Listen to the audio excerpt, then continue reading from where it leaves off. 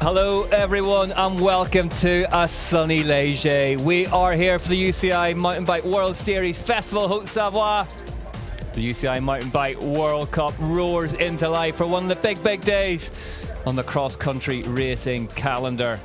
My name's Rick McLaughlin. Joining me for the under-23 women's cross-country Olympic race, Ollie Beckinsale.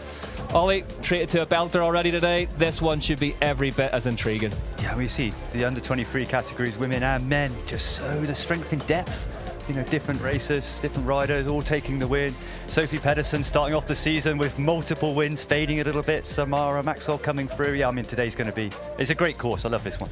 20 degrees Celsius out there. The place heating up a treat. We have been baked all week here in Léger. It has been roasting hot. Temperatures picking up as Flavie Gouy takes to the start line. Then Madigan Monroe. Still get the feeling we're yet to see the best of her yet this season. Could today be the day? 3.5 minutes to go before we're racing. Don't go anywhere. Ginya Kaluri, what a season she's having. Another young Swiss star in the making.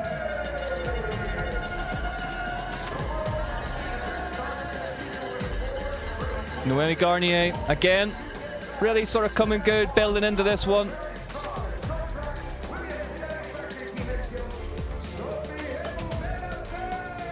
And then the big question mark of under-23 women's cross-country at the minute. Sophie Heavy Pedersen made the class her own at the start of the season. No one else could get near her, but she has faltered the last 2 times out. Can she steady the ship? Get her 5th win of the season today. Noelle Burry, great all-rounder. Track should suit her well today.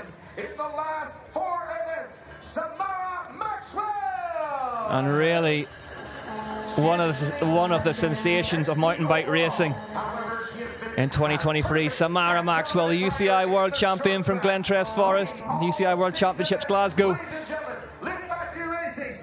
The New Zealander.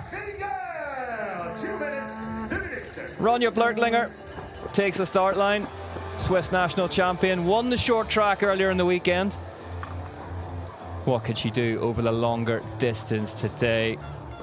Lots of questions on that start line, Ollie. Yeah, and I think last week we saw the 2 Swiss in Power and Sol really coming to the fore. They've been bubbling under all year, kind of podiums and really the best of the rest compared to Pedersen, but they came through for a 1-2 last week. And then obviously Maxwell, amazing result in Glentress, built to world champ. So I think we've gone from being, like I say, Pedersen head and shoulders above the rest, really to a kind of front group of 4 or 5 now. Yeah, it is. It's swung right back on itself. The under-23 women's cross-country season, really. You know, Sophie Heavy Pedersen was just untouchable at the start of the year. Then she had what looked like a fairly innocuous bobble at the UCI World Championships, came off there and really has been in here in Haute Savoie Léger. They are getting ready to go under starters orders here. Lights will turn red, and after that they will turn green. 30 seconds, tops are gone. Big day on the cross-country racing calendar. Second race off it. About to get underway here. Heavy Pedersen still has the overall title leaders jersey alongside her the UCI World Champions jersey. They're red. They are under red lights here in Léger.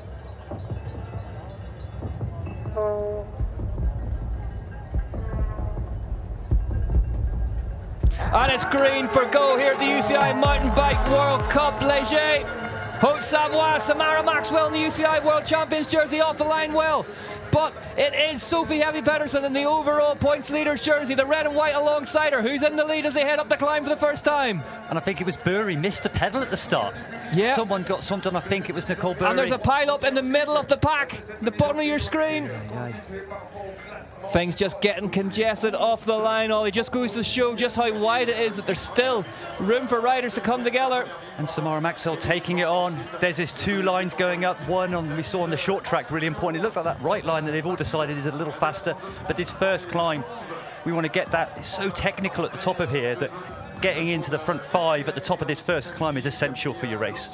Samara Maxwell hoping to pull off a similar sort of move to what she achieved in Glentress Forest, where she just attacked from the front and went again.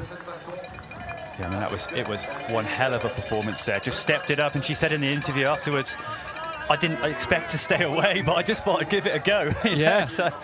But today really she's gone.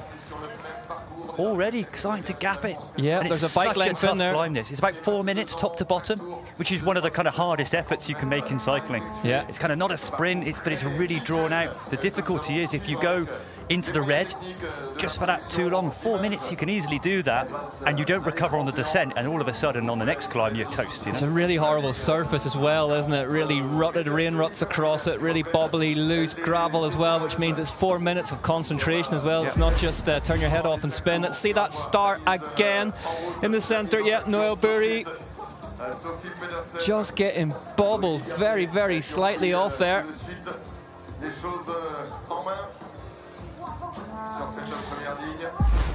As we see them now at the top of the climb, it's Samara Maxwell at the front of this one. Locking her. Burry recovering a little bit from that start. Honourable mention, of course, needs to go to Bart Brenchens, who's just dropped the coffees off. a great team effort. There is Samara Maxwell, though, out front. But what's a good sign is Pedersen's start. Pedersen, yes, right with 7th her. last week, and we talked about, is this the time she's going to jump back? Early on in this race, she looks like the legs are good. Yep, they look like we could have a race on our hands here. Samara Maxwell has not disappeared up off the road. Pedersen, Munro, Blurklinger, the winner of the short track, in 4th at the minute. Then Noël Burry, Zena Van Thiels in 6th. Garnier. Yeah, great start from Munro. Junior Kaluri in 9th, but that's not too big a worry because we do see her come through the ranks often. And Ollie, I can't remember actually. I can't remember a group of riders or a race format that has changed so dramatically. As say the under-23 women often were the first race out of the traps on a Sunday for a lot this season, and it really was a Sophie Heavy Pedersen show. There may as well be no one else out there. She'd just disappear off the front. And what's changed? What's going on? Why isn't that sort of 50, 60 second lead? I think, without knowing too much, but I think it's just form. So the World Cup season it's 8 races. It's so tough to extend you want to be in good shape for the first race. But that's back in May in Nové Město. We're now in September in Liège. You can go into the start of the season at 100%. Now, to hold 100% of the form for 7 months is impossible. You cannot. You're almost talking, if you had a peak race, that's kind of your 100% race day, you could probably hold that for about a month. So you want to have these peaks and troughs during the season. So it is possible that somebody comes in at the start of the year absolutely pinging, and then it drops off. Maybe that happened to Pedersen. Maybe it was maybe just a simple fact of getting COVID or something, We mentioned the crash at the Worlds. When I say crash, it was kind of she unclipped and sort of toppled over. It wasn't as if it was a light aircraft had come down. She was. No. And then she never got back to the front of that one, but nice over that double there. Sophie Heavy Pedersen into the lead now ahead of Samara Maxwell. Yeah, there's those doubles there, and if you can avoid them, you can roll the first one and then tuck to the side on the second. But you lose a little bit of time in it. I mean, that's pretty cool. Go past somebody, go from second to first in the air. In the air, yeah, that's the way to do it. That's kind of cool. Yeah, wheels up. Sophie Heavy Pedersen then into the lead. But for morale, for Pedersen, she's on the back foot a bit. She looks like Worlds last week or 2 weeks ago, not so good. But she knows she's got the better of Maxwell on the descents. Maxwell's riding it, but stiff. Where you see Pedersen just absolutely pinning it. So steep that section. Camera really doesn't do it justice. Even on a bigger enduro bike, you'd be fighting the balance to get down there. But there's Ronja Blurklinger. But Sophie Heavy Pedersen is heading off the front of this race. Samara Maxwell needs to cover off this attack quite quickly in second place. Third place, Madigan Munro for Trek Factory Racing Cross Country. Then it's Blurtlinger. Then it's Garnier. But there is Sophie Heavy Pedersen. For Pedersen's mental morale, you know, after to hit the front, that's what you need. That could be the turning point in her fortunes. On the number 1 bike in the red and white jersey, off the mountain bike overall, so UCI World Cup mountain bike overall points leader. But look at the jersey behind her, the white with the rainbow stripes, the world famous UCI World Champions jersey of Samara Maxwell has brought it straight back to her. And Munro, you know, good short track, you know, 10th in the rankings at the moment, had a good short track, gets a front row start, making the best of that at the moment for the Trek Factory Racing. Sitting there 3rd place. Now it's, you know, she's up there with the big favourites. Just got to kind of chill. Look at the titles at the front of this one. So you've got Sophie Heavy Pedersen, overall points leader jersey, also the reigning European champion. You can see that from her helmet. Samara Maxwell, the reigning UCI world champion. Then from this shot, it's Madigan Munro, the reigning US national champion. Then it's Ronja Blurtlinger, the reigning Swiss national champion. There's some firepower at the front of this one. It's pretty stacked, eh? And a big field today. We know we're up at 55 riders on the start. The strength in depth, and it's come on a lot over the last few years, this women's under 23 category. And I think it's because it's that natural progression between obviously women's juniors. That's the start point. That's a bigger category, and every year that grows and grows and grows. And now it's coming into the U23s. Yeah, real strength in depth. Ronja Blurtlinger got that win in the short track on Friday evening. We've seen her be right at the front of races this year, only to sort of falter as they go on. You know, she burns a lot of matches very, very early, the rider on 3rd wheel at the minute in that red jersey, the Swiss national champion. Then it's the French national champion, Noémie Garnier. What a reaction she got on the start line. Ginia Kaluri, Swiss rider. But Noelle Burry, like I say, awful start. We see her went for the pedal, completely missed it. She had to drop back a little bit, and she still hasn't recovered from that yet. Winner of the World Cup 2 weeks ago. So in great shape, but just so far, just not having the luck. Yeah, and those starts, I mean, you do see the riders practice them all week long, that, you know, going from 1 foot off the pedal to clipping in to the pedal to putting the watts down. So, yeah, frustrating, I'm sure. Sometimes it just, every once in a while, you just miss it. Yep. You know, and you don't quite get it in. The pedal slips to the back of the foot. You've got to almost reset. And they are, on these cross-country race bikes, where every gram counts, they're tiny pedals. You're aiming. Yeah. Whenever you actually think about the mechanism you're trying to activate and the size of the cleat and the size of the pedal, it's quite an accurate thing that you're doing intuitively with your foot. It's not exactly easy. And the shoe sole is made from carbon fibre. They put a little bit of grip on, but they haven't got a full sole. Again, they're just chasing every gram, so the shoes are trimmed right down. If you miss the pedal the first time, it's a real pig to kind of reset, go back, and you go from 1st row. By the time you got going again, you're now on the 3rd row, you know, and then that plays into the 1st lap. Yeah, I'm always amazed as kind of a flat-footed gravity rider who clips in. You know, we got these big shoes that more resemble skate-style shoes, I guess you'd say, or the bottom of motocross boots.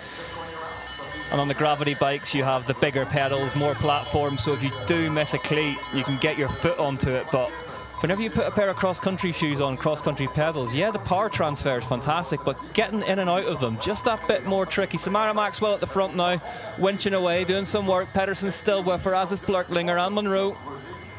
Yeah, Maxwell seems really, she's got clearly good legs today. On the climbs, went straight past Pedersen again, set the pace. And this climb, it's a tricky technical circuit. You know, thankfully it's not wet today. It's in dry conditions, which is really cool. It's slippery in the dust, but it's not technical on the routes, which is great. But it's a climbing heavy circuit. And it's a short lap, 3.5K, but you've got 2 4-minute climbs every lap.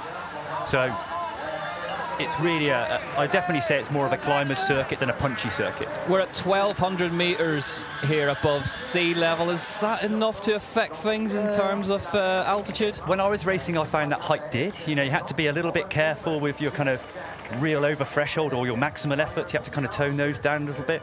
You know, in theory, it's kind of medium altitude, shouldn't be too bad compared to somewhere like Andorra at 2,000 meters, which is like a completely different experience to race in. This one, you still race like sea level, but maybe just a little bit of respect. Yeah, I definitely, just, I kind of feel it. I feel like I can feel it just moving around up here, but at the same time, I've been on the road for about a month, so who knows what it is. See the riders just taking that tabletop line to the right-hand side on this 4-cross section. This bit of track, really iconic, léger.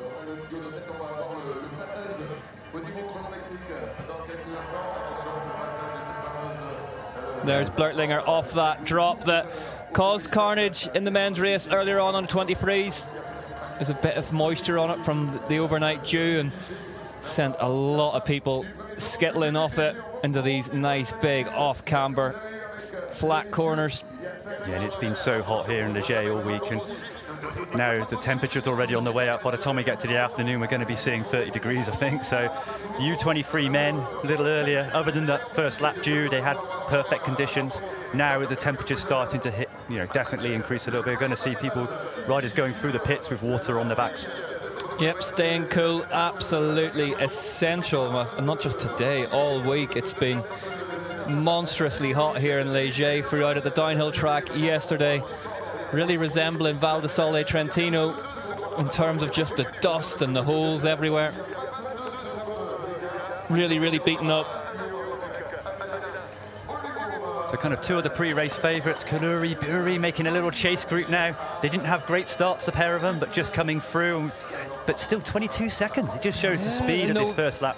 Noemi Garnier as well. She's 37 seconds back, national champion of France in 8th. So the group at the front really pushing on. Madigan Monroe hanging in there with them.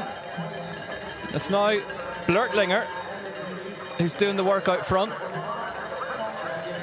But again, it's Maxwell's, compared to the riders around her, Maxwell's just struggling a little bit on some of these technical aspects. Ronja Blurtlinger dipping the elbows, bringing the hands in towards the stem, tapping the watts on, 4 to go.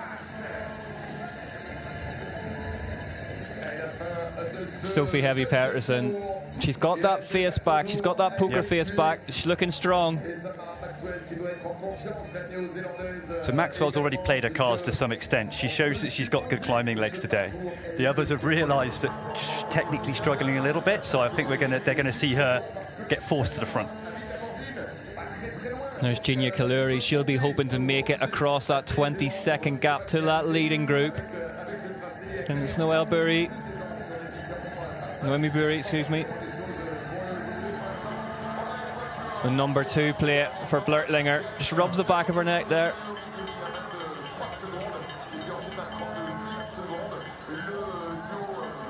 And they're all together in the tech feed zone. So even in the race is going to be roughly an hour today, an hour 5, hour 10, but they're still going to need to it's going to be staying cool. That's going to be the key. So you're going to see riders, they're obviously going to need to stay hydrated by drinking, but they'll be pouring water on their necks, on their heads. So we see Blurtlinger off the drop, just sits down on the way over it. Nearly seat bounces off it, actually.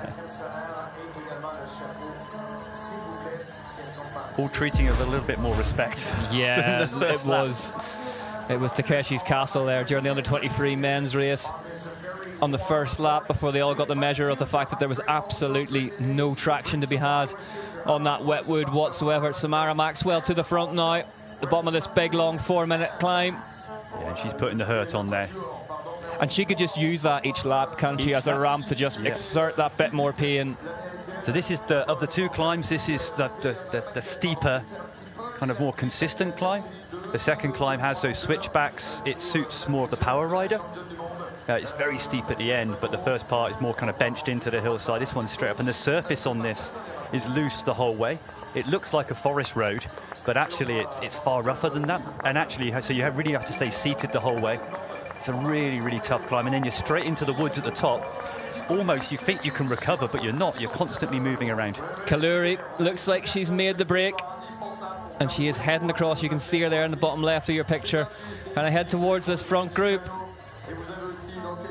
Madigan Monroe, the best we've seen of her so far this season, really. She was 7th last time out in Pal Aronsal Andorra. She's hanging in at the front of this one. There she is on screen now, the American national champion. Yeah, great start. And it just proves if you get that good short track, you get a front row grid, you can then follow with that group. And I think the key for her now is just to get into her own pace and go into kind of almost time trial mode. But, you know, if she can hold a 4th, 5th place today, that'll be a career best. So. Yep. But Maxwell really stretching it out. Yeah, she's got the climbing legs today, 100%. Yeah, she's got the legs on. Samara Maxwell. Pedersen, this is now the mental game for Pedersen. She's just got gapped. It looks like Monroe might be about to go past her as well, as here comes Ginya Kaluri for Thomas Maxson. But it's his first climb. If Pedersen can just kind of hang in, keep it to a few seconds. She was pinning that last downhill. She could close that 3 seconds back, and then mentally the tables turn again.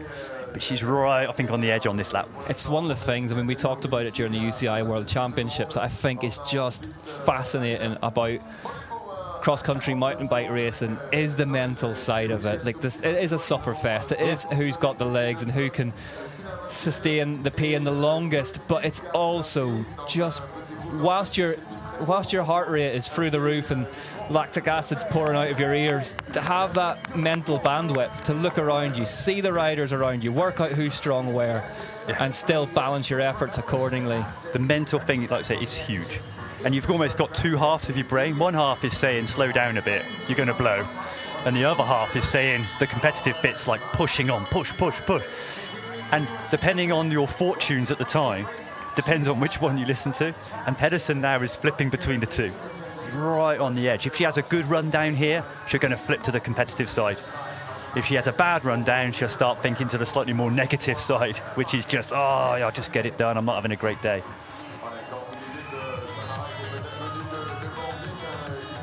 Well, Samara Maxwell, that early lap attack looks like it's gone well for her. Blurtlinger, Heavy Peterson and Monroe still together. But I think we'll see this all come back together by the end of this descent. So again, doing the doubles. Maxwell rolls around those two. Blocklinger and Pedersen just pinning it, and it's a decent gap. It's not anything inconsiderable, those doubles there. Yes, sizable gap. Maxwell rattling down there rightly. 3.4 kilometre long lap. And this is tough. We've got this big blind drop off. It's coming to the end, and it's like the biggest roots.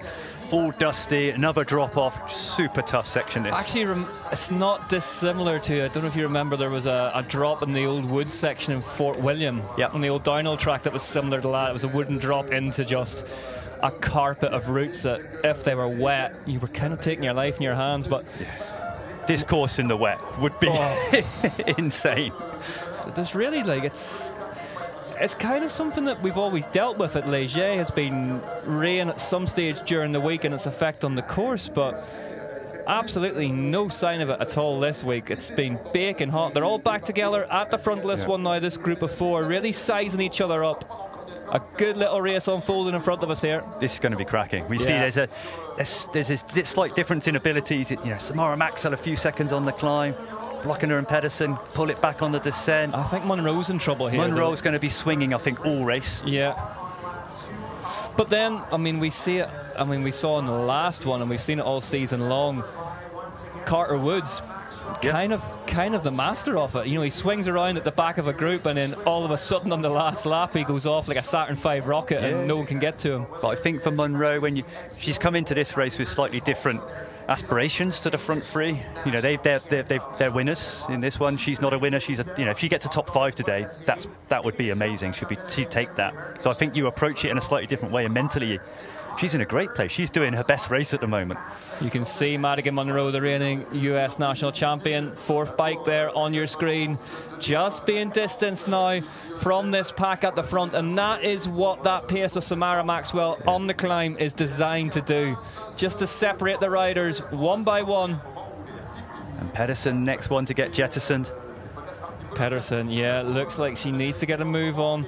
Samara Maxwell turning on the pain here in Léger, Haute-Savoie. Yeah, her pace on the climbs. High cadence, seated, just tapping it out. Really, really busy style on the bike, Samara Maxwell, as well, but it works for her. But not unlike Alessandra Keller in that respect. Yeah, and we saw her World Championships in Glentress, which was an amazing race. She just tapped it out all race, didn't worry about anyone else. And it was really, she kind of managed the descents. She rode all the A-lines, rode it all well, but just it was on those climbs when just untouchable. Kaluri, 5th, 22 seconds. Holding that gap. But it's Burry that seems to have gone back further now. Holubova on your screen now, behind Kaluri. A Czech rider. Yeah, and Holubiri last race in Para herself, 5th place, podium. So not a great short track race. She had to start in the short track. Oh, she was. We have a crash. Further down. So that's the bottom we see in the background, that rock drop. We're going to see it here. Watch the front wheel. Oh, yeah. Oh, heavy impact, but I think she managed to find a soft enough landing to an extent. You see the rider behind her, Ollie. It's so easy to get caught up in somebody else's that crash. Dust at the bottom of there, it's real deep. You just do a small drop, turns around to the right, and it's about a foot deep rut now. And if you're not in that rut at all, and you saw she just got a little bit out of shape coming in on the roots, got popped out the rut, and then. So it's Maxwell from Blurtlinger. Then there were two at the front. Sophie Ellie Pettersson, 7 seconds back off the leader now. Alarm bells ringing for the Dane. Blocking a really good climb for her, this one. If she can hold pace with Maxwell and hold, limit the damage on the climbs, because she is faster on the descents. Noelle Burry just riding inside line there, tucking up through and just showing that those little tech skills coming to the fore. Noelle Burry back in 8th, the Swiss rider now. Just ahead of Sina Van Til. Noemi Garnier's in 10th, so the French national champion moving backwards a little bit. Yeah, I think that the roar she got at the start line, I think probably just pushed the adrenaline up one notch too high, possibly. Yeah, Burry, 8th at the minute, winner last time in Palar and Sal Andorra. Surprised not to see her at the front of this. I think she just never recovered from that start, probably panicked. Maybe just went that too hard, that first climb, to try and get back on terms with the front group, and then is stuffing from that. I mean, maybe if she has a lap where she just knocks it back a notch, she can come round and come through. But, I mean, you can't see her repeating her performance from 2 weeks ago. Well, fastest lap so far belonging to Ronja Blurtlinger, then Samara Maxwell, then Sophie Helly Pettersson. A 12:28. And Blöcklinger now got the front and the gap. Last time she closed 2 or 3 seconds to Maxwell. By staying in there, she's now going to gap her by 3 seconds, and now the tables turn. 4 seconds now. 4 seconds. So this is more like it from Blurtlinger. We've seen her fight her way to the front of races over the course of the year, then start to move backwards, but she looks like she's got the legs today. This is her going past Samara Maxwell. What are the tactics here if you're Maxwell now, Ollie? Do you let her go and hope she'll burn herself out and come back towards her later in the day? Because we know that Samara Maxwell is extremely strong at the back end of races. But even though it's so subtle, but the tables have turned just that little bit towards Blöcklinger. So before it was Maxwell would get the gap and Blöcklinger would have to use her downhill skills to close it back up. So every time you came through the start-finish, they were together. But now it's flipped the other way. So if you did it at the end of the downhill now, at the start-finish, Blöcklinger would have a 3-second gap every time. So now it's just come back 1 notch back towards Blöcklinger. She's riding super smooth, but it's the downhills where she's making the difference. 4 seconds is the gap.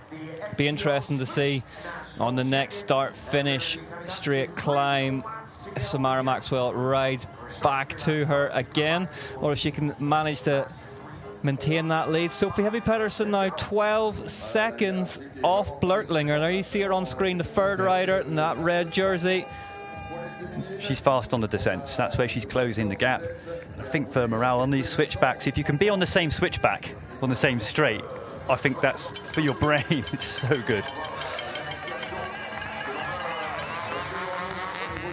Blurtlinger through that big man-made rock section. but she just takes, see it, we were saying before about this, a second here and a second there. There was a second just in that one rock garden. That was very Samara Maxwell, actually, like in that last shot. You can see Blurtlinger pushing a bigger gear there, just a little gap in the track where, you know, maybe you could be fooled into thinking you don't need to put the gas on, but just a couple of clicks up. Yeah. There's Maxwell through that rock section. And let's get the gap across the line then and see what it is. Blurtlinger dips the elbows in, has a good dig along the bottom of the start-finish straight. Free to go. This one, can't take your eyes off it. Samara Maxwell out of the saddle. 6 seconds, 10 seconds back to Sophie Heavy-Pedersen, so really not much to play between them. 6 seconds on the one descent. Yeah, that's impressive. That's on clipping somewhere, or a little bobble, or this one far from over. 17 seconds back to Madiga Munro, who has to be said is hanging in there. And this is why this climb is so hard, because it's long and straight. Everything closes up. Let's see what Samara Maxwell can do then on this climb to that lead of Ronja Blurtlingers. So I think we'll see Maxwell close that gap up. She'll pull back to 6 seconds, I think, on this climb. But it's in the damage it does for the next descent. She's then got to recover. Yeah, our timing screens are showing us down to 5 seconds in the booth. 6 seconds currently on the graphic. As they go through the tech feed zone, yeah, they're right together now. And this is fascinating. This is a tale of two riders. One who has the legs and the climbs, and the other one who has the ability on the descents. Samara Maxwell looking like she's on fire. Looking like she wants to breeze past. Yep, she goes past. Oh, she's right over the Blurtlinger. Lets her know she's there. Then heads back to the front at the bottom of this climb, where she is inflicting so much damage. So I thought she would close the gap by the top of the hill, not halfway up it. No, she's not waiting for that. No. Samara Maxwell, what a season she's having, the new UCI World Champion. We talked a bit about it during the under-23 men's race, Ollie. This is a big weekend. There are a lot of the big companies are here, full force.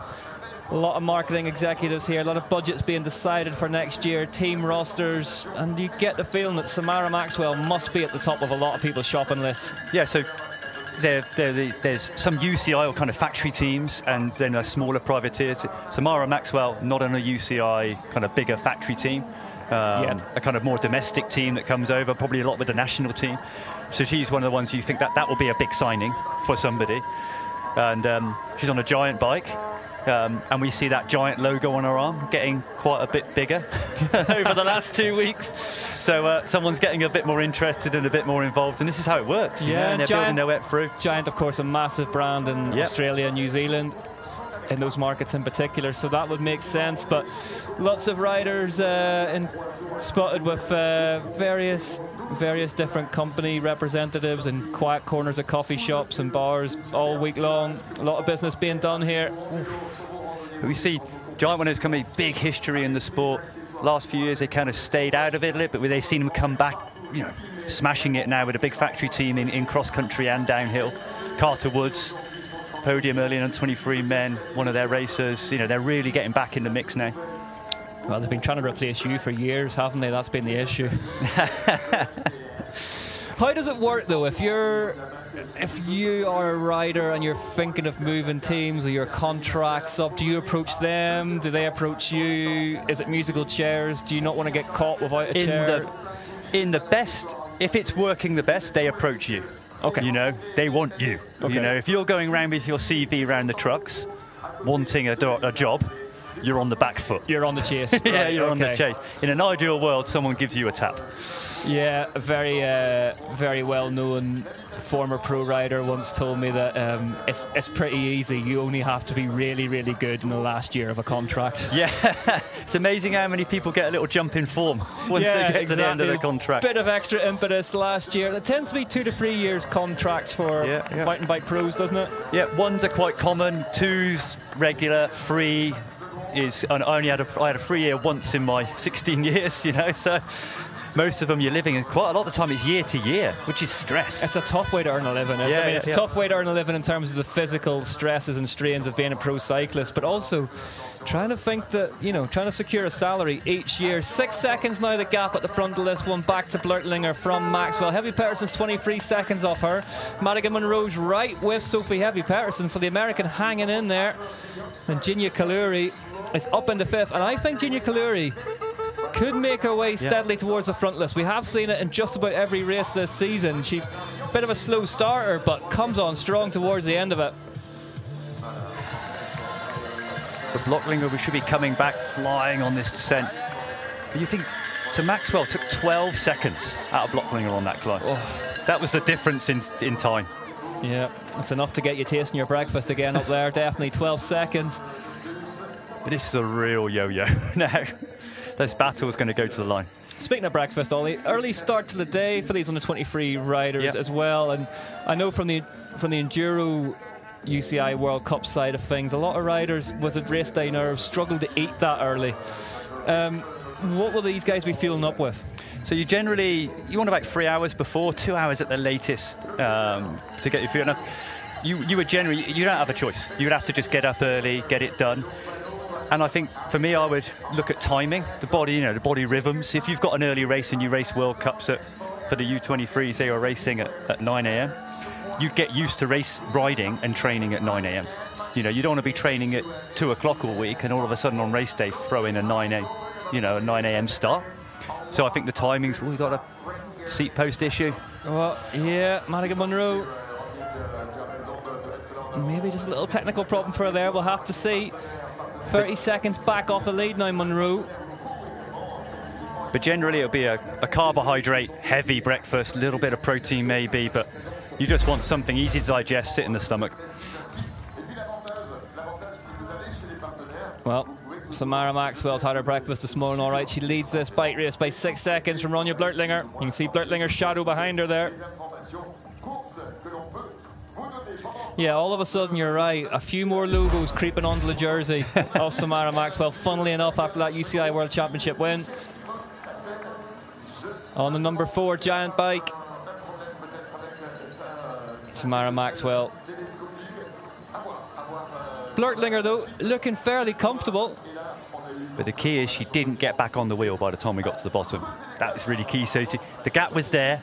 Maxwell will now extend it on this second climb on the lap. And if you get through that start-finish with a decent gap, I think it's going to be Blurtlinger will then start going into kind of more podium mode rather than win mode. But we're not there yet. It's still, that win is still completely up for grabs. Sophie Heavy Peterson looking like she's making heavy weather of that climb just at the minute. There's Madigan Monroe looking good, though. Yeah, cracking right. I think she needs to just, as Kaluri, I think, will come past her, she needs to just tag in and then just do a bit of a Carter Woods and just kind of hang on, use the other rider, and then just wait to that last half a lap. There is Ginia Kaluri coming into shot now. This track should suit her well. Yeah. Good climber, good technically. Yeah, Carter Woods basically shadowed Luca Martin for the entire of the under-23 men's race. And then somewhere off screen, absolutely blasted the stickers off his bike on the way past him on the last lap. 15 seconds 15 seconds or something, yeah. Yeah, Blurtlinger just settling into her own pace. Just got to tap out her rhythm, keep her breathing, her heart rate under control. We say not go too deep and then just use that technical skill just to try and close back up again. We say it every week as well. It's racing bicycles off-road. Anything can happen, and usually does. Carter Woods, the man we just mentioned, won that race in Val di Sole Trentino after Luca Martin, who led it from start almost to finish, double flat on the last lap, and Woods took the victory. So you're only ever one minute second of lapse of concentration from the rider in front of you away from being a few positions higher up. 15 seconds now, the gap between Maxwell and Blurtlinger. So Maxwell maybe has just found a rhythm here, and Blurtlinger not looking just as comfortable as she did earlier on. No, I say Blurtlinger is, if you look at the physicality of the two riders, looking a bit more powerful, no surprise that she won that short track. You could see bit more Schwartzbauer. You got more of Yeah. a sprint, more of a punch. And when it gets to this steep climb like we're on now, you don't need that sprint. You know, you're already at your threshold. You're just having to try and stay there. Whereas Maxwell, she's got the long limb, those big climbing legs, and will just tap out just that higher rate, a little bit of a lighter frame, smaller shoulders. And over that kind of 4 minutes, kind of 10%, 12% gradient, it really does add up. A couple of kilos here We or there. saw, Adrian Boishy as well in the U23 men's race. It's that death by 1,000 cuts. Yeah. It's a second here, second there. By the end of it, you win the thing by 50 seconds. And it's one of the cool things, it's one of the bits I like about the sport, it's the difference in courses, how it suits different riders. You know, we look at something like another Mesto, someone like Blockiner, you can punch up, you know, a bit more out on the harder rocks, and then you've got something like an Andorra, which really suits the pure climbers at altitude. This real mix, and it gives you this nice balance between different riders. It keeps the overall. I think you see that across mountain bike racing as a whole, don't you? A bit of a kick there for Blurtlinger's rear wheel. You see it across, you know, the Enduro World Cup, the Downhill World Cup, cross-country short track and cross-country Olympic, that over a course of a season, it does equal itself out. You know, you've got to be the best on a wet day in Nova Mesto, and you've got to be the best on a baking hot day in Léger if you want to win a title. And I think that's the difference sometimes between. We're back with a leader here. Sorry to interrupt you. Ollie, 16 seconds now out in front for Samara Maxwell. And I'll say I think that's the difference between the best guys overall. They can do it on every track, in every condition. Whereas the ones that are kind of the top 10 guys, they can do a top 5 on their best track, and then they're back to 12th on the ones they don't like so much. Oh, there is a crash in that same shoot down off the drop. Marshals and medical crew are with the rider. That was going wrong early on. Oh, hands off the bars early. That's a big impact.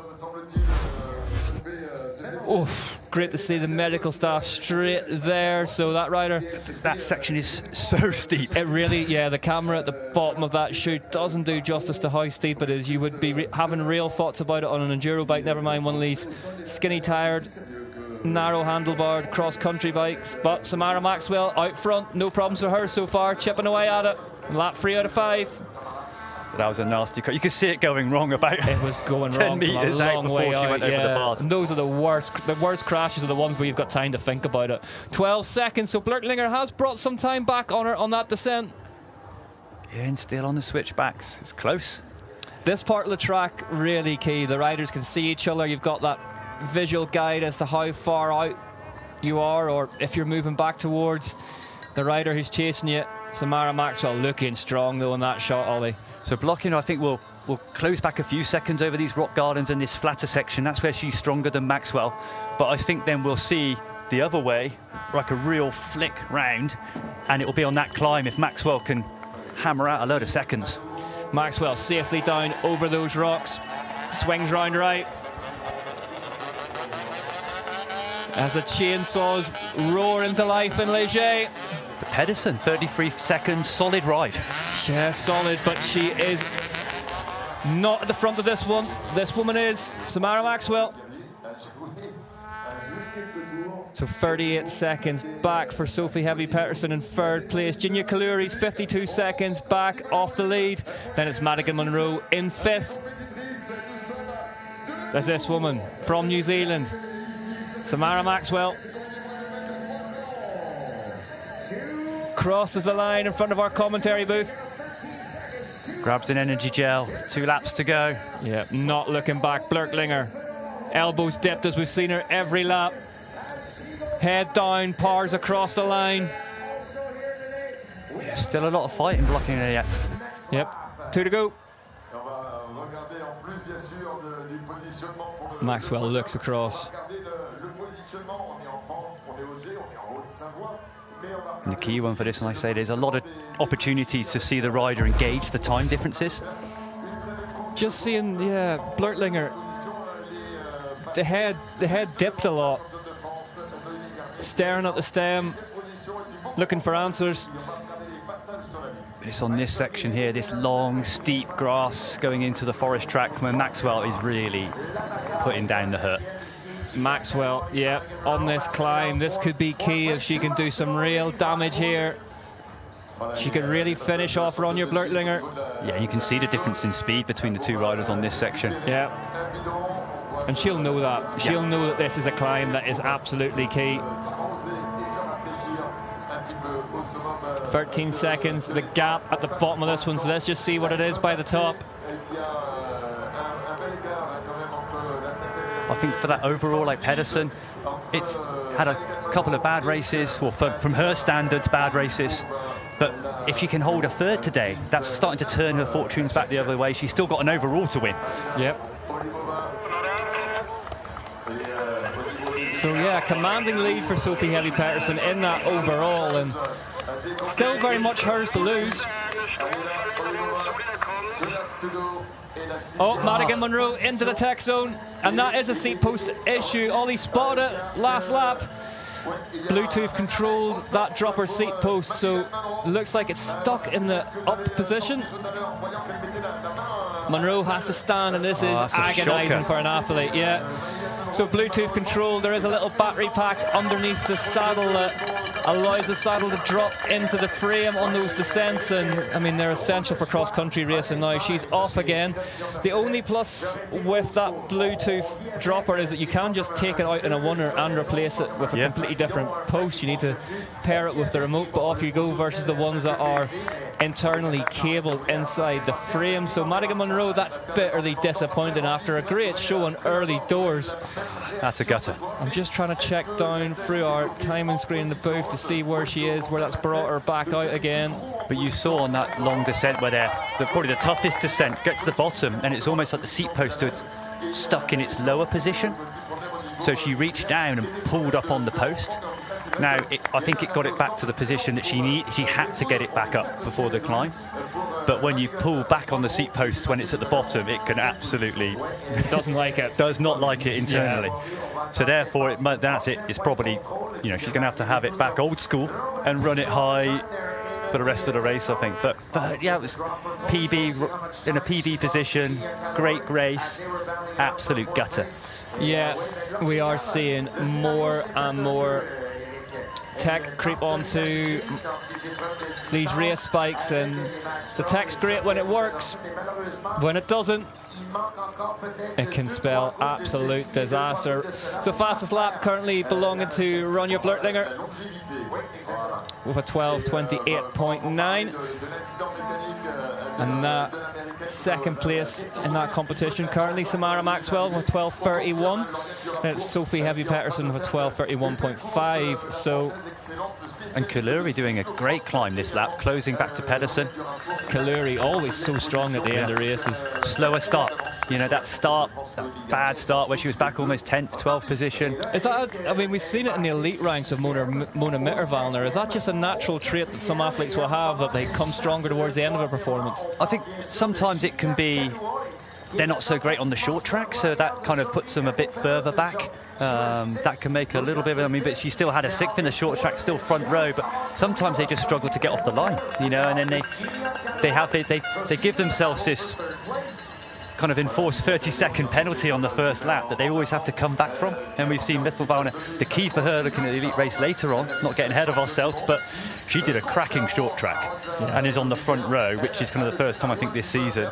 And if a less punchy, like pure climb rider can make a front row from the short track qualification race, that really does a world of good for their XC chances. Well, speaking of 30-second gaps, 28 seconds now, the gap between Samara Maxwell and Blurtlinger. It's looking increasingly positive for her. 16 seconds she's found on this lap. Yeah, she's really found her rhythm now. She's loosened up a bit on the descents as well. It looks it, doesn't it? Yeah, the first lap, she was a bit, you can see it very tight in the shoulders, you know, not absorbing and moving the bike around. First lap, she was taking a lot of the impacts, very tight. Now she's just kind of found a rhythm, loosened up a bit, got a handle on the dust conditions, and Madigan Monroe, after that tech issue with her seat post, still in 5th by our screens in the booth. 1 minute 37 seconds back off this woman, Samara Maxwell, at the front. Behind her, absolutely superb ride from Holubova. Czech rider in 6th, and it's Noelle Bury. Emily Johnson's in 8th. Durafour, 9th. Noemi Garnier in 10th, one of the riders that we were expecting to see at the front of this one.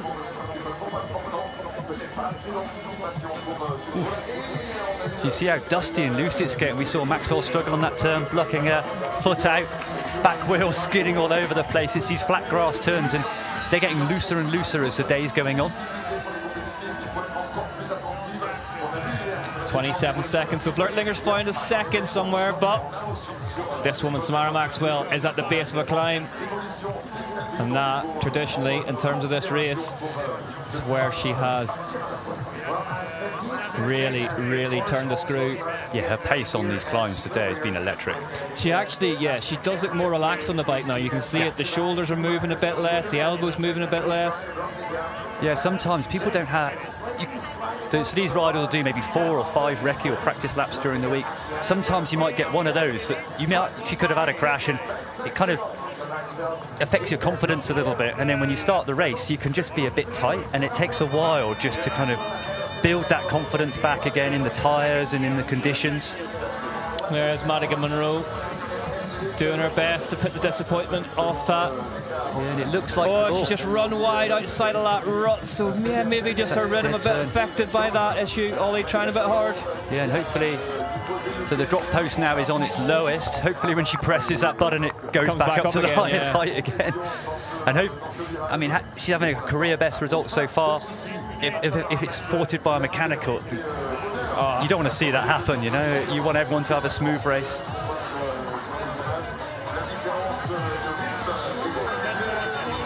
Ronja Blurtlinger. Yeah, finding a little bit of time. Really strong performance from Blurtlinger today in the cross-country Olympic. This second climb, it's graded into the hill. It's more switchback. It's not as steep as the first climb. It's a better climb for Blurtlinger, being a slightly heavier rider. It's that first climb, which is Maxwell's. Yeah, it's where she's doing the damage. That's her best part of the course. Going up through the feed, it's hot, it's steep, there's a lot of resistance from the grass, and she's just pinning it every lap, and that's where she's getting 10 seconds, 12 seconds on everyone. Yeah, Samara Maxwell, UCI world champion. And there is Gina Killuri going past Sophie Heavy-Pettersson. So Pedersen now just needs to lock onto that wheel. Killuri up into third. Final step on the podium. And for Pedersen, for a rider that's... so she won the first 4 races. 4 on the bounce. And it's like canter. You know, everyone's like, well, this is done for the year. Yeah. Because we've all got short memory. You know, it's like we just go, oh, well, this is done. But then for a Bad Worlds, the last race on her, 7th place, which is, well, poor for her standards. This is a real key one. We've still got this race and then another 2. Yeah, she was absolutely unstoppable in those first 4. We barely saw anybody else on camera, and Sophie Heavy-Pettersson, it's still how fickle a sport cycling can be, all of a sudden on the back foot and losing points in the overall. She's still got a commanding lead at the front of it, but she won't like seeing the likes of Gina Killuri go past her onto the podium. Now, sitting there, grabbing a 3rd, I think she'd be chuffed to bits with that. But then, it's like, now you're 4th, and it's like, then you're going to start looking behind. Where's 5th? Where's 6th? And then you're in the second half of the top 10. So Blurtlinger, 33 seconds back off Samara Maxwell. But in this top section, this is where Blurtlinger has been able to find a bit of time on Maxwell. You come into all these technical routes and these little punchy climbs, but you still haven't recovered from the big ascent before it. It's such a hard part of the circuit up in these woods, and you hit it both times. You hit it at the top of the first and the second climb. It's all zigzagging through, really well designed, rooty, rocky, techy. Penultimate lap here in the Under-23 Women's Cross Country Olympic race from the UCI Mountain Bike Festival, Haute-Savoie, 10 days. Back-to-back weekends of mountain bike racing. We have the cross-country Olympic athletes out on course today. Then next weekend, a full week of mountain bike festivities lie in wait for us. And then next weekend, the final of the UCI Enduro Mountain Bike World Cup. What a race that promises to be. A lot of those athletes trackside today. Also out on the bikes in that race taking place in nearby Châtel. 40 minutes or so from here. Trails aplenty in that part of the world.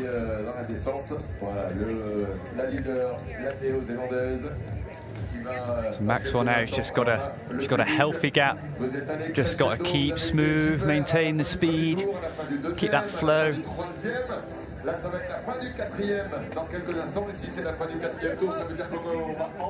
But riding this section well is a big double just as we come into this. Cleared that nicely, carried the speed into the next uphill berm. Yeah, it really sort of gives you an idea of just how strong they are whenever, you know, you could be that precise so late in the game. And she heads around towards the end of the penultimate lap. And it's a key one for this circuit at Leger. 26 seconds now, the difference. So Ronja Blurtlinger's brought 7 seconds back on Samara Maxwell here. No, this isn't a done race, that's for sure. No. The Swiss rider may yet have something to say. It was 33.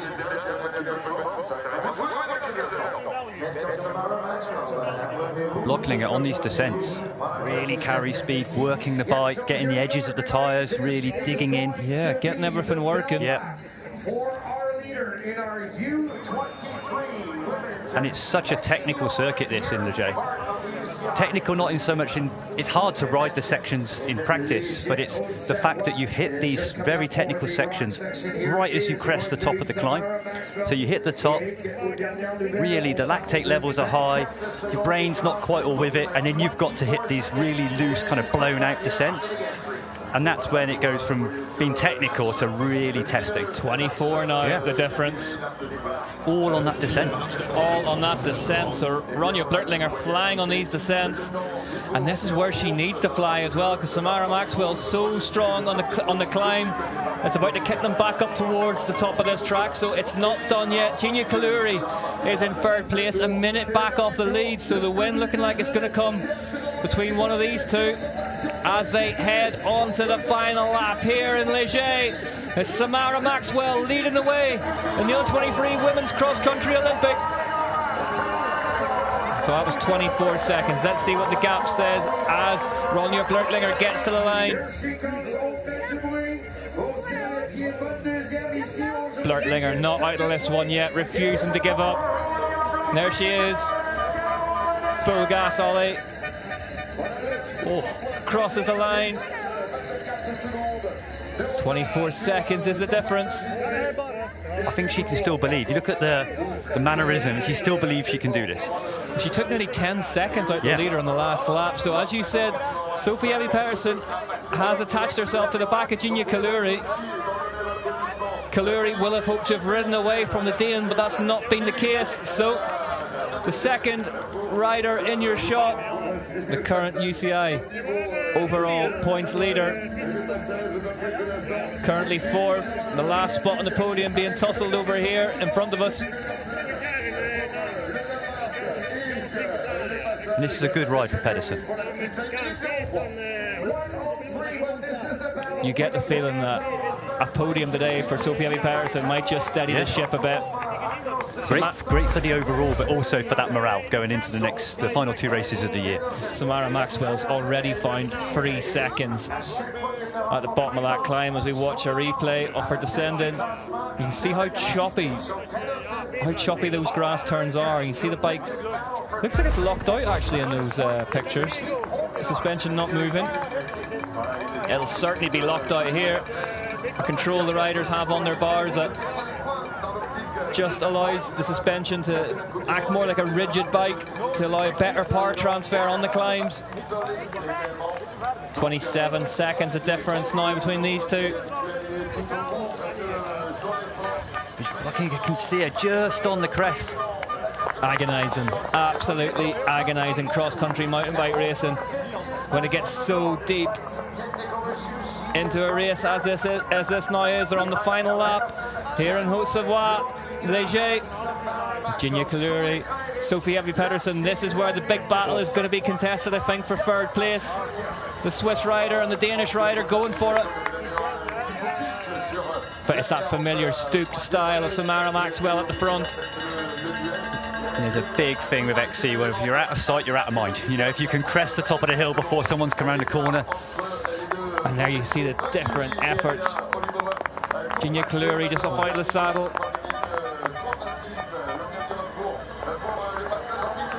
Looks like she's riding away from Just Sophie Pedersen slightly. What is it, a bike length now? But Maxwell, look at the speed. It's 40 seconds, the gap now at the top of this one. She's put 17 seconds in there. We said it at the UCI World Championships, Ollie.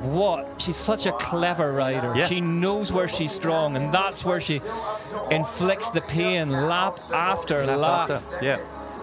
Really consistent lap times, just banging them out. And that's the key. You know, it's super efficient. At the end of the day, it's a technical time trial. You've got to get from A to B. As you can use the other riders to kind of, you know, sometimes they can get in your way, sometimes you can use them to get a drop. Really, you're on your own. There's no team around you to really help. It's not like road racing. You've just got to get from A to B as fast as you can. And Samara Maxwell does a fantastic job at that. Yeah, she's like an MMA fighter. She knows her opponent's weaknesses, and she just picks at them every lap. What was quite cool, she was under a bit of pressure early on, especially from Blocklinger. Pedersen looks like, just to interrupt you, sorry Ollie, Pedersen looks like she's blowing here. Yeah. There's Gina Kaluri by herself. Where is Sophie Pedersen? There she is. It's a big gap. Gina Kaluri at the top of that climb has just absolutely beasted her way into third place, giving it absolutely everything on the final lap. But it is looking like catching this woman is going to be an extremely tall order, barring some kind of mechanical disaster. This is real key section for Maxwell. So this is the hardest descent. We have this one section here, then we go into the second section, which is where the blind drop. This is the toughest bit. If she can clear this bit, it's then into the easier second, I think the easier second half of the circuit. 41 seconds done. And as you've talked about in the before, it's just ticking off these climbs, ticking off these descents. Well, that's the last time I have to do that. That's the last time I have to do that. One more climb. Yep, 41 seconds now between Maxwell and Blurtlinger. The drone about to give us a view of what that actually looks like on the track. The key is now we're looking at, is she under threat from Kaluri? You know, that gap's coming close. Yeah, Kaluri as well, looking like it's full steam ahead from the Swiss rider. 28 seconds or so back off Blurtlinger at the minute. Strong performance from Blurtlinger. About the strongest we've seen her across. And there is an issue for Samara Maxwell. Looks like she's just slipped wide. We're going to see a replay off it now. Front end just went, and the bike gets tangled up. She gets tangled up in that course marking netting. Now, what has that done on the timesheets? Samara Maxwell looks like everything is okay technically with the bike. We need to see a split time. We need to see what it's done. She looks back up the track. That seat staying down, so let's see if it comes back up again. There it is. Blurtlinger is just past that point of impact, so 39 seconds is saying in the booth here. We can see something flapping around on the handlebars of the bike. That looks like the computer, maybe the GPS computer. Yeah, it looks like, it's a, Garmin's come off. Thankfully she had a little like tethered strap on it. Otherwise that would have been. It's an expensive enough sport without losing those things. Yeah, 39 seconds is what we're seeing in the booth here. It just shows how slippy, just on an innocuous bit of grass, you know, and everything that is just getting so loose. It's such an awkward turn, that 180 degrees on grass. 25 seconds, sorry, it's 25 seconds, the latest update. So that will have affected her rhythm slightly. Samara Maxwell. And where's Kaluri? Where is Kaluri? Because she was the one that was on the charge. We can see that gap back from Blurtlinger to Kaluri next. Maxwell looks like she's got her ducks back in a row here, but bit of panic at the end of this one. There is Blurtlinger. So lucky then it was on the, luckily I said it was not on the gear side. You know, sometimes that stuff can get caught in the cogs. Next thing, the rear derailleur has got a problem, and lucky it was the the dry side. So this is an education as to why you need to manage those gaps and those leads whenever you have them, and keep building them. There are the two leaders. Ginia Kaluri not in shot, currently in third. There she is. So Kaluri 58 seconds back, 29 or so off Blurtlinger in second.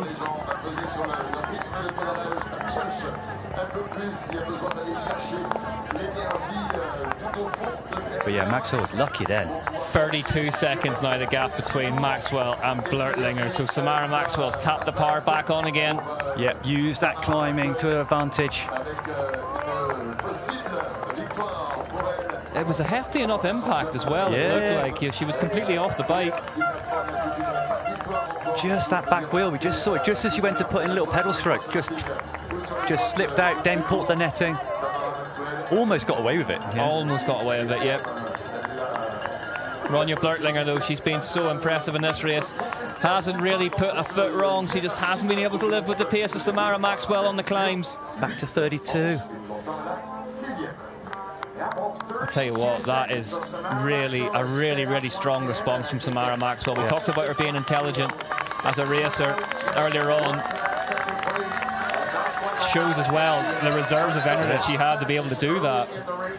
But her current form on the climbs, wow, just untouchable. 35 seconds in the gap between the leader of this race, Samara Maxwell, the UCI world champion, and Ronja Blurtlinger, the national champion of Switzerland. And this is the last really tough section of the whole lap. And it's so steep here. You know, kind of 1 in 4, 25%. First gear job. There's 30 seconds between second place Ronja Blurtlinger and Ginia Kaluri, who has broken free now. 17 seconds or so up the road from Sophie Heavy-Pettersson. Madigan Monroe still hanging on in fifth. Great race from Madigan Monroe. Yeah. Stymied slightly by that mechanical issue with the Bluetooth dropper seat post. Yeah, and she lost a lot of time. It wasn't just a little bit. She had full on stop in the pits, get off the bike, have a drink job. It was a full-on 18 montage in the pits for a bit there, but Monroe holding on to fifth for a career best. And the race for third right now is being won by Ginia Kaluri. And there she is, your leader. Cleaning that last section. That's a tough one, that. Comes round on itself. The roots are really big and you have to climb up through, and there's no obvious line. There's like 4 or 5 options and none of them are good. So yeah, just elbows her way through those trees. For the last time, Samara Maxwell, 37 seconds to the good. Ahead of Ronja Blurtlinger. But on that climb, Kaluri just pulling back a bit of time on Blurtlinger on that steep climb. You can see Madigan Monroe 2 minutes 26 down in fifth place. That's the pace that Samara Maxwell has exerted at the front of this bike race. Yeah, those gaps for a dry race. You know, in the wet, you see the gaps get a little bigger. In the dry, normally, you know, it's a minute covering that first 5, you know. Fastest lap belongs in to Ronja Blurtlinger currently, 12:28. Second place, Samara Maxwell with a 12:31.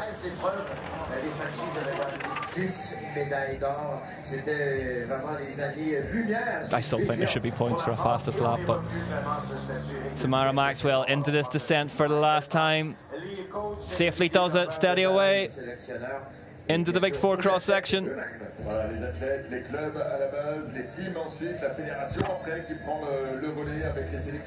And this is it, Ollie. Your mind starts to dream. Just got to be so careful, these big loose turns. The crash she had before wasn't on a difficult section. You know, you've only got to slide out once. Remember Nino Schurter last year at the World Championship slid out on one of those corners? Do you remember he forgot about that as well? He did not remember. He said he had the perfect in the race. interview it was the perfect race, yeah. Other than the 30-mile-an-hour high-speed slide out. Well, hopefully none of those for Samara Maxwell. She comes round the drop, checks over her shoulder into these off-camber. Yeah, it was one of these where he just lost the wheel. Bike similar to Samara Maxwell in her crash she just had on this last lap. Matthew van der Poel, start loop at Worlds. Yeah, in Glen It's not necessarily the real big drop-offs that catch you out. No, most accidents happen close to home. Samara Maxwell, though, starting to smile, looks over her shoulder. A grimace or a smile? I was calling it as a smile. Stands on the pedals at the bottom of this final climb. much cheered on by a back marker there that she'll catch quite soon. There's Blurtlinger. 29 seconds, so Ronja Blurtlinger finishing strongly here. And she'll be praying for just one more mistake from the rider in front of her. Elbows dipped up this last climb. Drop her down, a couple of rock gardens. Arms just getting a little tired, getting a little stiff. Yeah, just a couple of features to go as she's roared on by the back marker and by the crowd.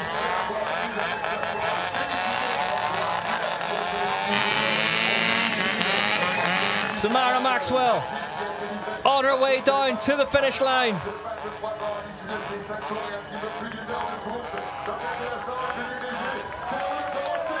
Well, she won in Glentress Forest, the UCI World Championships. She's gonna win here in Haute-Savoie-Léger. Samara Maxwell can't believe it. What a performance, takes the Gulf swing. I don't even know what you would call that. Samara Maxwell wins in Léger. An absolutely superb performance, start to finish, with a bit of drama at the end. Class cross-country racing from Samara Maxwell, taking the win in France. Ronja Blurtlinger, she won the short track on Friday evening, happy with that performance today. Ultimately couldn't live with the pace of the Kiwi on the climbs. Second place for Blurtlinger. And great for her overall. Yeah, 24 seconds as well. She closed it back up towards the end there. That was a great race. Yeah, and blocking her on the descents. You know, when we get to the course at Mont Saint Anne, which will really, really suit her. Super techie there, especially if it's a wet day. Yeah. Genya Kaluri happy with third place.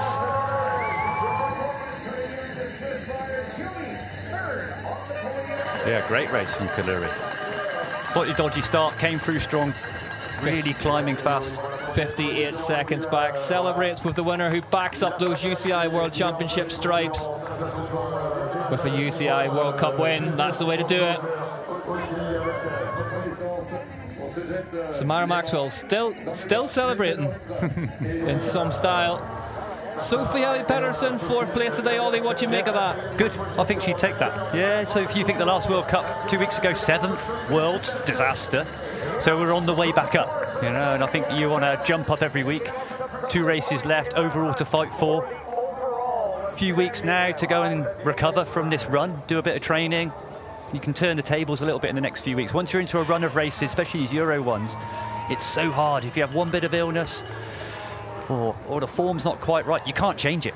Madigan Monroe, this one, well, a career best, but hard to take. You know, she was going so well. I mean, ultimately it didn't affect her position, remained in 5th. Yeah, I think that's really cool. 5th place before the mechanical, 5th afterwards. It would be a gutter to see her drop back out the top 10 due to a mechanical issue. Yeah, that's cool. US national champion for Trek Factory Racing. Made a good result in the under-23 men's race, backed up. Good result in the under-23 women's race as well by Monroe. And going stateside as well. You know, Yeah. best result. Sets her up perfectly. Well, let's hear from Samara Maxwell down at the finish line. Samara, huge congratulations. Your first ever World Cup win. How chuffed are you with that? Amazing. I mean, after Scotland, it was a bit of a disappointment in Dora, and I wanted to get the rainbows on the top step for all my supporters, just out of respect for the rainbows. So it's a dream, yeah, an absolute dream. And a little slip on that final lap, but you didn't lose any time with that. How did you stay focused? Well, I did the exact same thing in Enduro and lost about 2 places. So I was just like, like every time I was on the ground, I was just waiting for Ronja to go past. And then I was like, oh, I'm okay, my bike's okay, my bars are a bit bent, but I'll just keep riding, it's half a lap. And it turned out okay, so yeah. And I've got to say, some fantastic dance moves. Have you been practicing that over the finish line? Yeah. So we're living down in Morzine, and we went to La Marmotte d'Or, which is like a local bar on Tuesday for a barbecue, and I made all my mates get up and we did like the dance moves, and they were so embarrassed they like went home straight after. It was so funny, so I promised them I'd do it if I won. And maybe again tonight. Oh yeah, and in Mount St. Anne they said they're going to do it all the time. Huge congratulations. Thanks team, thanks everyone. Well, Ollie's just finished off that same dance routine in the booth here. Ollie, she is growing in stature with every race, isn't she? Yeah, I mean, the confidence. She said before the Worlds, almost rode it with no confidence, but yeah, we got the we've got the new craze. There it is. And just real professionalism and maturity, talking about respecting the rainbow stripes and wanting to back it up with a win. And we see it a lot in mountain biking. You know, riders can get those UCI World Champ stripes. There are the results. Maxwell, Blurtlinger, Kaluri, Heavy Pettersson, Monroe, Holubova, great ride from her. Garnier, Burry, Johnson, Durafork, round out the top 10. Yeah, they can get those World Champ stripes, but the UCI, the first World Cup win, can often be the harder one. Yeah.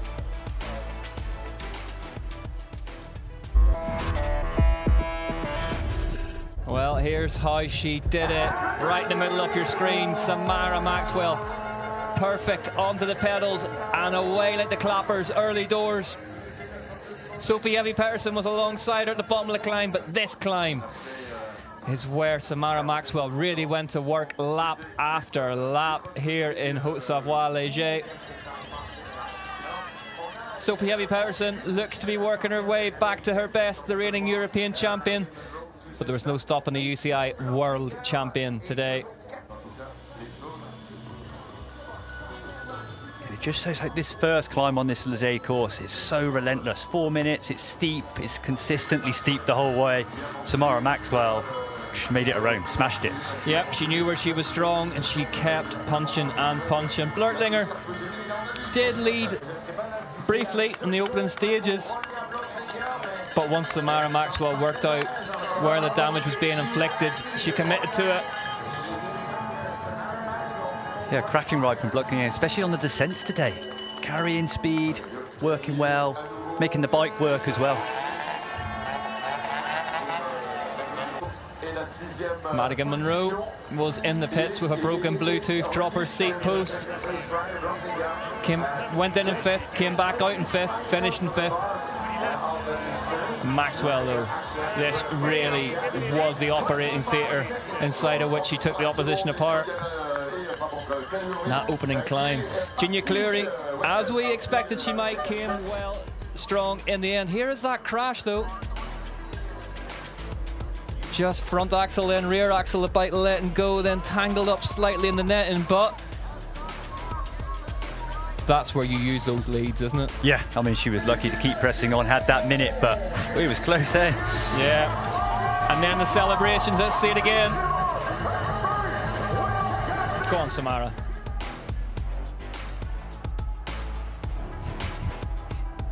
Incredible scenes. Samara Maxwell wins the UCI Mountain Bike World Cup, the under-23 women cross-country Olympic race here in Haute-Savoie-Léger. Ronja Blurtlinger was second. Great race from Blurtlinger. Ginia Kaluri, last spot on the podium, going to the Swiss woman.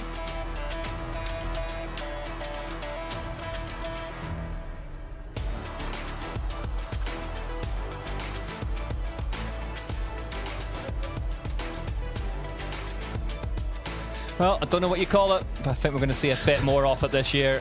Samara Maxwell in fine form here in Léger.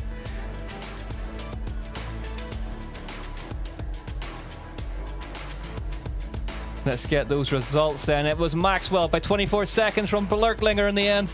Kaluri, Heavy Pettersson, Monroe, Holubova, Garnier, Burry, Johnson and Durafork. And Sina Van Thiel was 11th. Lip, Trinska, Benoit, Baum, Cravagna, Cortinovis, a bit further down than maybe would have expected to see Sarah Cortinovis today, but plenty of racing left to go. Let's hear from Ronja now. Ronja, up there with one of your best performances so far this season. Just how tough was it out there today? Well, it was really tough, but it was so an interesting race because, yeah, Sammy has total different strengths than I have. She's a really good climber, I'm a really good descender, so it was fun to ride against her, and yeah, I'm happy with my result. Well, congratulations. Thank you. Ronja Blurtlinger had fun out there. Didn't really put a wheel wrong either, Ollie. No, so fast on the descent, so smooth. But yeah, just unfortunately on this climbing heavy course, just got beat. But I think going into summer, especially Mont Saint Anne in Canada, I think she'll be looking at that one. Mont Saint Anne, yeah, the amount of descending. Absolutely formidable. Always been a tough place to race bikes, always will be a tough place to race bikes. Snowshoe as well, somewhere where we've seen a lot of moisture in the past. Yeah. Difficult descending territory. And more punchy. The climbs aren't so long there, it's more of a punchy circuit, more of a group race, and I think, yeah, both of those for blocking it would be better circuit. Let's hear from Ginia Kaluri now. She's down there with Ashley. Ginia on the podium, a brilliant final climb. Just where did you find the energy at the end there? Yeah, I actually am a person who always finds the longer the better, and I'm always better until the end. My starts are not the best, so I like it more when it comes to the end, and I feel better and better. And yeah, I'm happy that I did it again. Congratulations. Thank you very much. Now you can see the dust covering the face of Ginia Kaluri, giving you an idea of just how blowing out this track is in Ligier. Trademark Kaluri performance, battling through to be there right where it counts on the last lap. Ginia Kaluri for Thomas Maxson. That squad racking up the results in 2023. And they have a few big hitters left to come in the elite races very shortly.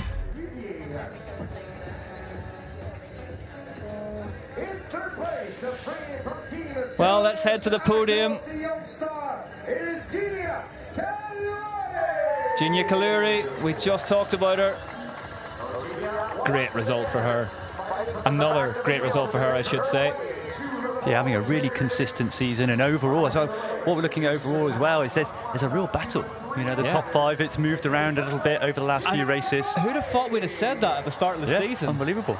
Yep, just shows you how fickle a sport this can be.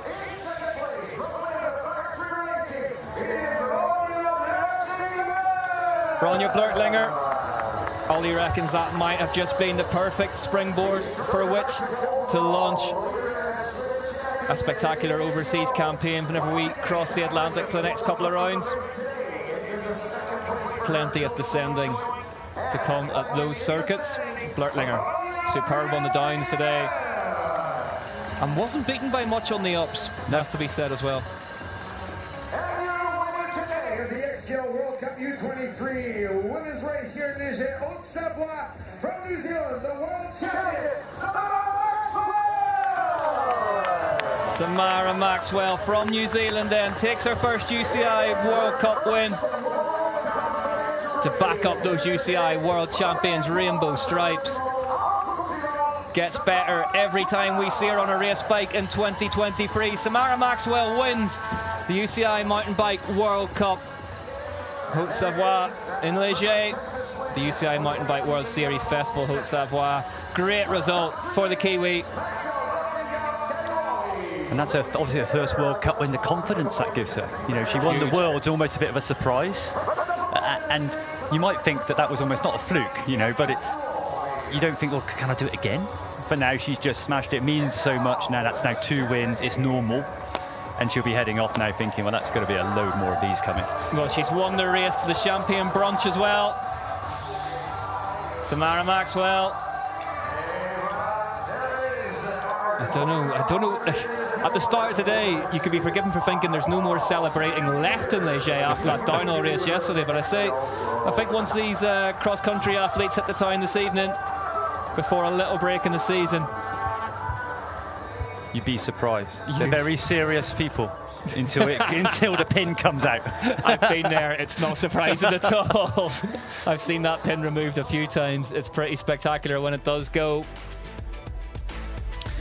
Here's confirmation of the overall then. Sophie Heavy Pettersson still leads, but now it's just by 52 points from Ronja Blurtlinger. Samara Maxwell, 142 points back in third. Then Burry, Kaluri, Garnier, Van Til, Monroe, Johnson, Corton Novus. But that gap at the top, just 52 points now with 2 races left to play for. Ronja Blurtlinger fancies a fight at the end of 2023.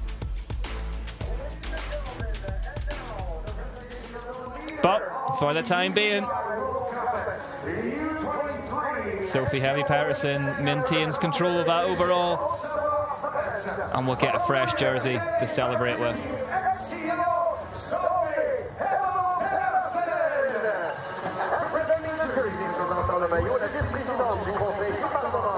Sophie Heavy Pettersson then maintains her lead at the front of the overall points competition. 52 points to gap now.